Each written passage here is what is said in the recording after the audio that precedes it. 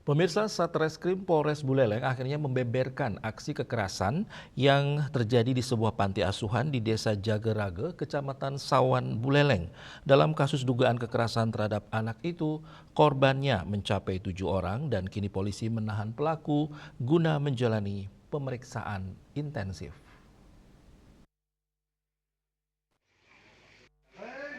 Berdasarkan hasil pemeriksaan saksi-saksi termasuk keterangan korban, polisi mengungkap adanya rangkaian tindak pidana kekerasan fisik dan kekerasan seksual terhadap 7 anak-anak panti asuhan yang menjadi korban pencabulan, pelecehan maupun penganiayaan.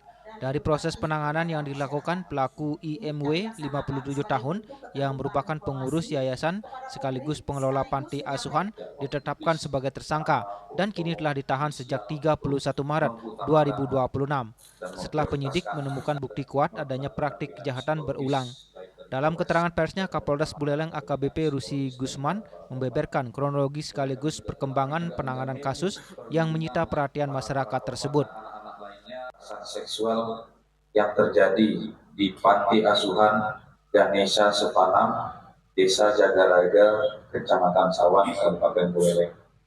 Adapun latar belakang kasus yang dilaporkan ini berawal dari laporan polisi pada tanggal 27 Maret 2026, di mana kejadian ini awalnya dilaporkan oleh seorang pelapor yang merupakan kakak kandung dari salah satu korban penganiayaan dan persetubuhan dan atau pencabulan terhadap anak yang melaporkan kejadian yang telah diterima oleh adiknya yang diduga dilaksanakan oleh seorang ketua yayasan panti asuhan Ganesha Sepanam di Jagarada.